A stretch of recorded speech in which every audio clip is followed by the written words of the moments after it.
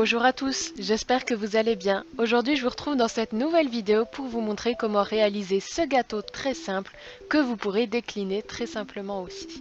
Donc j'ai commencé par prendre de la pâte champagne que j'ai aplatie assez épais et je l'ai repliée sur elle-même pour donner une double épaisseur. Ensuite j'y ai découpé 3 cercles et vous prenez bien entendu la taille que vous voulez.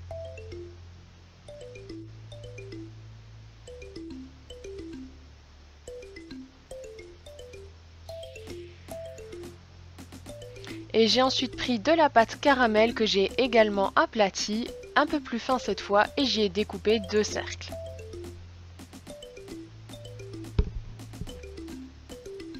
On va passer à l'assemblage, donc je commence par un rond de champagne, puis un rond de caramel que je viens superposer, et je vais légèrement appuyer pour enlever les bulles d'air.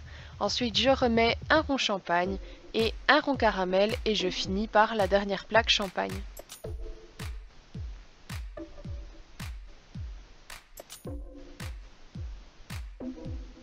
Et voilà ce que ça donne sur le bord et je vais légèrement rouler le gâteau pour bien solidifier les couches entre elles. Et ensuite je vais réemporte-piécer le tout en enlevant le surplus. Donc voilà ce que ça donne, ne vous inquiétez pas si les couches se sont un peu mélangées, c'est pas grave du tout, ça ne se verra pas. Ensuite je suis venue mettre mon gâteau une dizaine de minutes au frigo et je l'ai découpé, donc moi j'ai fait 6 parts. Vous pouvez également en faire 8 ou moins ou plus comme vous voulez.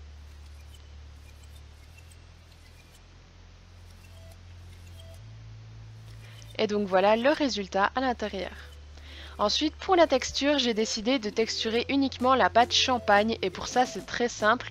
À l'aide d'une aiguille, on va venir déchirer la pâte, la remettre et faire ça un petit peu dans tous les sens, voilà, jusqu'à avoir une texture à peu près réaliste. Et on va pouvoir faire la même chose sur l'autre côté du gâteau. Et avant la cuisson, j'ai pris un clou à œil que je suis venue planter dans le gâteau pour pouvoir l'accrocher par la suite.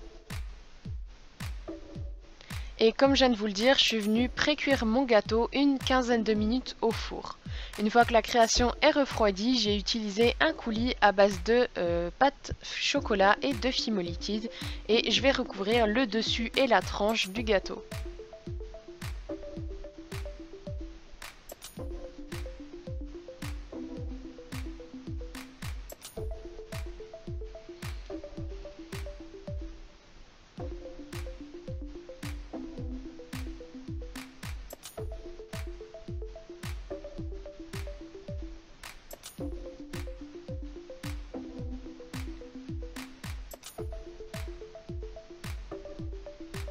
Et pour la décoration, je suis venue découper des tranches de canne orange. Pareil, j'ai fait quelque chose de très simple.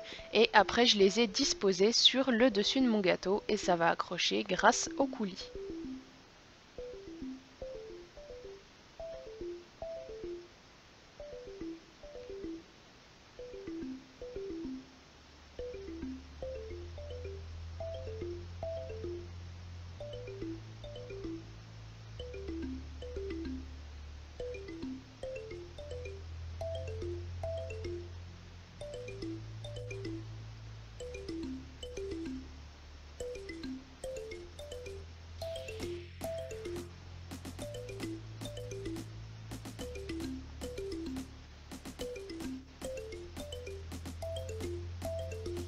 Et une fois que ceci est fait, je vais pouvoir venir passer mon gâteau au four 30 minutes à 110 degrés. Bien sûr, on peut passer les créations au four 2 fois, ne vous inquiétez pas, ça ne craint rien.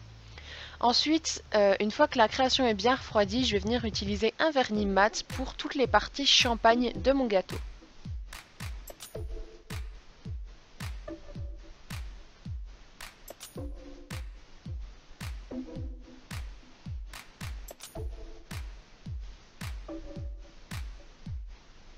Et ensuite, j'ai utilisé un vernis brillant pour tout le coulis, les cannes oranges et également les parties caramel à l'intérieur.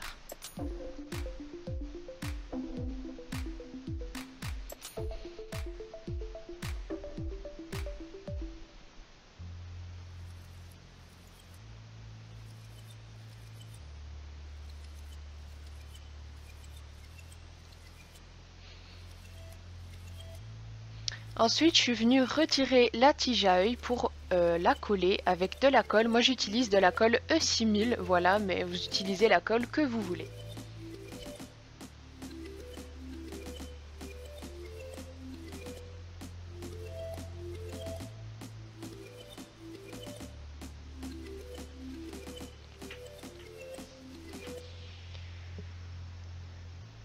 Et une fois que tout sera sec, on va pouvoir passer au montage. Donc j'ai déjà découpé des morceaux de ruban, il me semble que c'est des 6 mm, et je vais venir les positionner comme je le souhaite.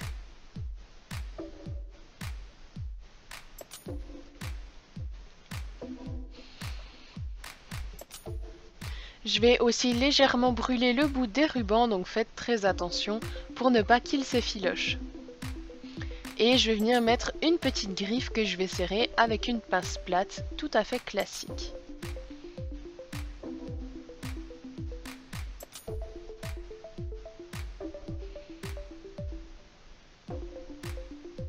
Donc pour le montage, voici les éléments que je vais utiliser, donc la création des breloques, des rubans et le support de marque-page. Je vais commencer par mettre 2 anneaux dans le trou de mon marque-page.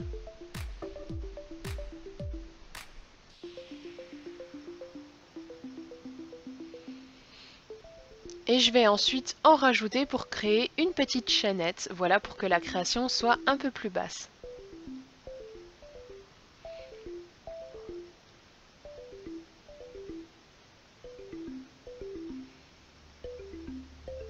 Et sur un autre anneau, je vais accrocher la création avec le bout de la chaînette.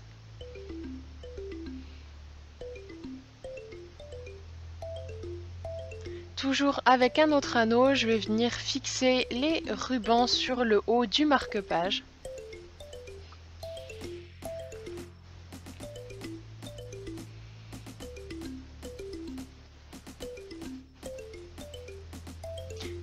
Donc voilà ce que ça donne pour l'instant. Et je vais venir rajouter à peu près au milieu de ma chaînette mes 2 breloques. Donc j'ai utilisé une breloque biscuit et une breloque étoile.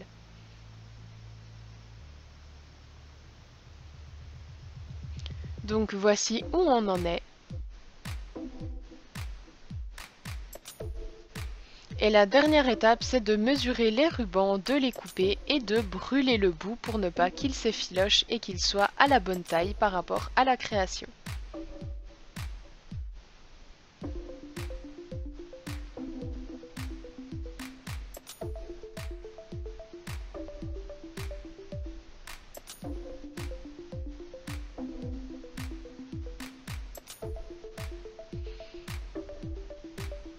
Et donc voici le résultat final. J'espère que ce tuto vous aura plu. N'hésitez pas à le décliner. Et moi je vous retrouve la semaine prochaine dans une autre vidéo. Bye bye!